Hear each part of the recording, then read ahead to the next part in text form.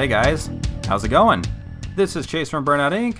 I'm that guy with the gloves, and today we are going to be doing an action figure comparison between the WWE Elite Series Jeff Hardy figures.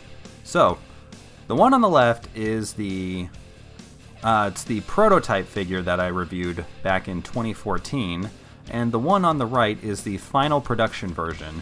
That's the version of Jeff Hardy we would have gotten in stores had it not been pulled due to him quitting and going to TNA. So, we're going to take a quick look at the prototype version. So if you guys have seen my review of this figure, you can probably just go ahead and skip ahead to about the 4-minute mark of the video. So looking at this thing, the plastic feels really hard in some spots. It's really rough. The head sculpt on here, it looks like Jeff Hardy, but at the same time it just kind of doesn't. It just looks okay. The hair I'm not a big fan of. It looks more like a helmet that's been kind of glued onto it, and I don't know, after getting the new one, I'm really not liking the way this one looks anymore. The neck is like super elongated too. I always had a problem with that, and there's like cracking going on there too, so you really need to be careful with these figures because they're prototypes. They're not meant to be played with. The skin tone is actually peeling off, and it's kind of fading, so you can see what the actual plastic looks like underneath, and it just looks really gross. The tattoo, to me, it looks okay. I mean, going up towards the neck it gets a little rough, but on the shoulder piece it still looks pretty good. Looking at the arms, the paint is horribly inconsistent on the sleeves between that green and purple pattern. It's much better on the final production version. On the final production version, I should say. The fingernails, they look pretty good. I will say that definitely does hold up. The tattoo on the hand, though, at first I thought it looked okay, but after seeing the final product, this looks really not all that good. It looks something like I would do if I was trying to make a custom. Also, the tank top, there are some molding and stuff on there, especially on the lower torso, but the upper torso, it just looks like it's painted on. There are some sculpted pieces on it, but it's just a little too tight in my opinion. Now the legs are really skinny, and it's weird. The folds on them are kind of jagged too. Looking at the feet here, you can see that it doesn't have the markings on it that the final product one is going to have, and the feet are actually smaller than the final production version. So looking at the articulation, you can tell that, you know, the head's just, it moves all over the place. The ab crunch and the waist swivel, they work pretty good. The shoulders do rotate all the way around and go out pretty easily.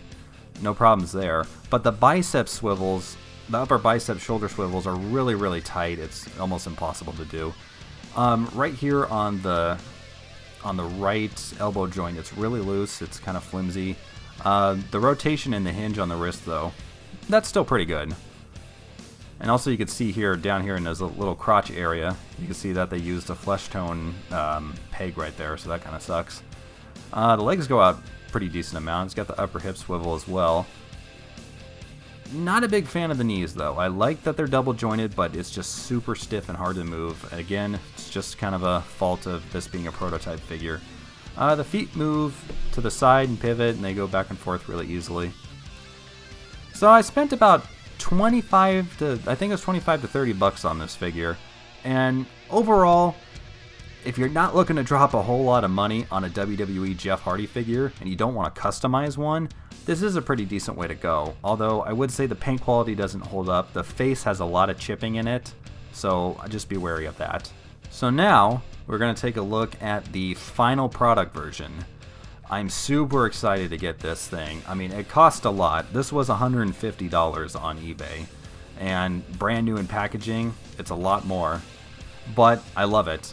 Looking at the face, this just looks like Jeff Hardy. The face is much fuller, much more detailed than what was on the prototype figure. The hair looks great. There's like some really good texture work right up there at his temples. You can see like the little shaved parts from his hair getting pulled back and stuff like that. So that looks really neat. And again, I love the way this face paint looks. The line work is really great. In some parts it's messy because it's supposed to be, but just overall so much better looking than the prototype. The tank top looks much better too. The skin tone matches up a lot more with the face as well. The tattoo on the neck looks much better. going down to the shoulder. Everything is more uniformed and it looks great. The tank top looks better. There's more folds and stuff like that on the upper torso, so it just looks more like an actual tank top. And again, on the sleeves, the purple and green areas, much more clean. You can definitely tell where they're supposed to stop. There's not any like bleeding over as much as there was on the prototype. And the hand tattoo, much crisper looking, really, really great. And one of the bigger indicators between the prototype and the final production version is the belt. The belt is supposed to have this stud pattern going around it, and it looks really great. Another detail too is that the pants, they're much fuller, like he's got more muscle in his legs, and the seams in the pockets, they're much more detailed than what was on the prototype. Interesting enough though, the feet, the kick pads aren't painted all the way, even though they are on the prototype figure, so that I found was pretty interesting. It's like the one thing the prototype has over this one. The articulation though, it's much better. The head moves all the way around 360, it bobs up and down easier. The waist articulation and the ab crunch are great. The shoulders rotate and go out. The upper bicep swivel works really great. No problems in the elbows or in the wrists. Hinges and rotates how they should. That side though is a little loose for some reason, especially in that lower region. Sticking it out's fine. And I also noticed he's got like some paint rubbing off in there, so that kind of sucks, but you know, whatever. It's not that big a deal, especially seeing as how this is not a figure I'm supposed to have. The legs do go out and to the sides. It does have an upper hip rotation. The double bend in the knee, super smooth and it holds a pose. And the feet do go side to side and up and down, and they also do pivot. So yeah, overall, I'm really, really happy with the final product version of Jeff Hardy. Now, the actual retail version comes with a t-shirt and a towel that he used to wear. And the box looks pretty cool, but they go for about 10 grand, or if you find it from an independent seller. If I was going to rate this figure, like if I was going to give this Jeff Hardy figure an actual review, and I'm talking about the final product version here. And again, there's one more detail. The feet are a little bit bigger on the final product version. The peg holes look right, and it has the tags and the numbers right there. But if I was going to give this figure a score based on what it's supposed to come with, I'd say it's easily a 9 out of 10 or a 9.5. It's not perfect, but damn, it's a great figure. I really wish we would have seen a release of this when Mattel took over the line. Even though Jeff Hardy left, I think they should have at least put this out, because you're just, you know, you're throwing away money. That's all I can say about it. I mean, hands down, in my opinion, this is the best Jeff Hardy figure out there. I've seen some really great customs. There were some good Jakks figures, but when he was in the TNA line, the heads are just too big, and I don't like the articulation on the TNA figures. So overall, yeah, I'd have to say this is my favorite Jeff Hardy figure. Alright guys, so I would have to recommend the final product version. You know, you're going to drop over $100 on it. If you want to, you know, get the prototype, it's going to cost you a little bit less. It's going to be anywhere between $40 to $60 for what it's going on eBay. So that's my opinion on it. This was Chase from Burnout Inc., that guy with the gloves. Thank you very much for checking out the video.